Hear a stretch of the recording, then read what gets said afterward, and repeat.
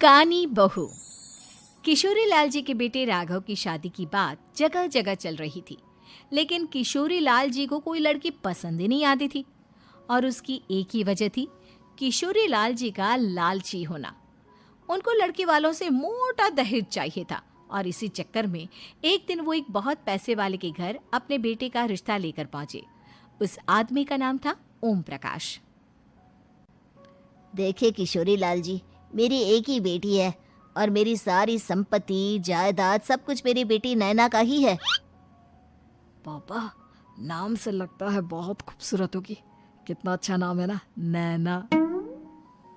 ओ, वैसे बात तो सही है आपकी। अब इतना पैसा है, जमीन जायदाद है, इकलौती बेटी, आप भी क्या करेंगे? सब कुछ उसे ही देंगे ना। बिल्कुल ठीक पहचाना आपने। बस बेटी की शादी और सारी जायदाद उसके नाम। पापा, बिना देखे हाँ कर दीजिए ना। इतना अच्छा रिश्ता फिर कहाँ मिलेगा? माला माल हो जाएंगे हम। मैं अपनी बेटी को बुलाता हूँ। अरे नहीं नहीं नहीं नहीं, आपकी बेटी का नाम नैना है, सुनकर ही लगता है बहुत सुंदर होगी। रहने दीजिए अंकल, मैं तो आपकी बेटी के नाम से ही इतना खुश हो गया हूँ कि उसे बिना देखे शादी करने को तैयार हूँ। अब तो मैं उसका चेहरा सीधे शादी के बाद ही देखूंगा। और इस तरह राघव नैना का चेहरा नहीं देखता और उससे शादी कर लेता है। शादी के बाद अपनी सुहाग रात पर जब राघव नैना का घूंघट उठाकर देखता है तो नैना की आंखें बंद थी। कितनी खूबसूरत हो तुम नैना, जरा अपनी आंखें खोलकर मेरी तरफ देखो तो सही। नहीं, मुझे शर्म आती है। अरे, मैंने तुम्हें शादी से पहले भी नहीं देखा, और अब अगर तुम आंखें खोलकर मुझे देखोगी भी नहीं तो मुझे अच्छा कैसे लगेगा? इससे पहले कि नैना अपनी आंखें खोलकर राघव की तरफ देखती, अचानक से लाइट चली गई और राघव नैना को पूरी तरह से देख भी नहीं पाया।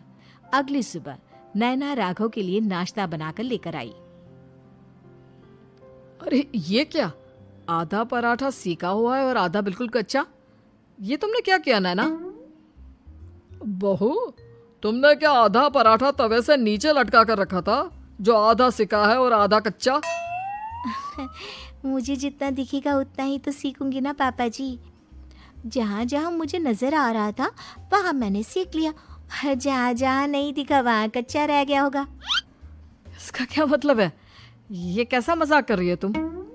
अरे बहू, तुमने इतना लंबा घूंघट क्यों लगाया हुआ है? देखो, हमारे घर में बहुओं को बेटी की तरह रखा जाता है, और फिर तुम तो इतना सारा माल लेकर आई हो। देखो, ये घूंघट डालकर रखने की कोई ज़रूरत नहीं है। हाँ नैना, पापा जी ठीक कह रहे हैं, तुम तो आराम से रहो, अपना ही घर समझो। नैना अचानक से अपना घूंघट उठा लेती है। अरे ये क्या पापा, नैना की तो एक आंख फूटी हुई है। नाम से नैना, लेकिन ये तो कानी बहू निकली। मेरे साथ धोखा हुआ है, धोखा। बिना दिखाए अपनी कानी लड़की मेरे संग ब्याह दी। मुझे कानी बीवी नहीं चाहिए। मुझे अभी ओम प्रकाश जी से बात करनी पड़ेगी। आखिर उन्होंने मेरे साथ ऐसा किया क्यों? अरे, आप लोगों ने ही तो पापा से कहा था कि आप लोग शादी से पहले मुझे देखना नहीं चाहते। अब मेरे पापा पर क्यों इल्जाम लगा रहे हैं? अरे लेकिन उन्हें बताना तो चाहिए था ना कि तुम कानी हो, एक आंख से तुम्हें दिखाई नहीं देता। किशोरी लाल और राघव नाराज होकर ओम प्रकाश को अपने घर बुलाते हैं। पापा जी, ये आपने क्या किया? शादी से पहले बताया क्यों नहीं कि नैना की आंखों में परेशानी है? अरे, आप ही ने तो लड़की देखने से मना कर दिया था। और लेकिन आप बता तो सकते थे। आपको तो हमारी बेटी की प्रॉपर्टी चाहिए थी, वो भी पूरी की पूरी। अब क्या हुआ अगर उसे आधा दिखाई देता है? प्रॉपर्टी तो आपको पूरी मिल गई ना। अरे ये क्या बात हुई? मेरी शादी प्रॉपर्टी से नहीं, आपकी बेटी से हुई है। अब ये तो पहले सोचना चाहिए था, तब तो मेरी प्रॉपर्टी देखकर तुम्हारी जुबान लप लपा रही थी। लेकिन मैं कानी लड़की को अपनी बीवी बनाकर नहीं रख सकता। पापा, कुछ करिए ना आप। हाँ, करता हूँ। देखिए ओम प्रकाश जी, आप हमारे साथ ऐसा नहीं कर सकते। और तुम देखो, अगर तुमने मेरी बेटी से शादी तोड़ी ना, तो जो भी प्रॉपर्टी मैंने तुम्हें दी है वो तो पूरी की पूरी वापस ले ही लूँगा, और आधी प्रॉपर्टी तुम्हारी भी लूँगा। अरे मेरी आधी प्रॉपर्टी भला क्यों लेंगे आप? इसलिए क्योंकि मेरी बेटी को आधा नजर आता है और उसकी नज़र अभी तक तुम्हारी आधी जायदाद पर ही पड़ी है। अब तुम उसे घर से निकालोगे तो कुछ तो लेकर जाएगी ना। और अगर हम आपकी बेटी को अपने घर की बहू बना कर रखे तो? तो तुम्हारी पूरी प्रॉपर्टी तुम्हारी ही रहेगी, और जो मैंने तुम्हें दिया है ना, उसमें से बस मैं आधा लेकर जाऊंगा। अरे लेकिन अब आप अपनी दी हुई प्रॉपर्टी में से आधी वापस क्यों लेकर जाएंगे? अगर मैं आपकी बेटी को अपनी पत्नी बनाकर रखने को तैयार हूं तो? इसलिए ताकि भविष्य में अगर तुम मेरी बेटी को धोखा दो तो उसके पास कुछ तो रहे जो पति का हो। वैसे मेरे पास तो बहुत कुछ है, लेकिन अपने पति की कोई निशानी तो उसके पास होनी चाहिए ना।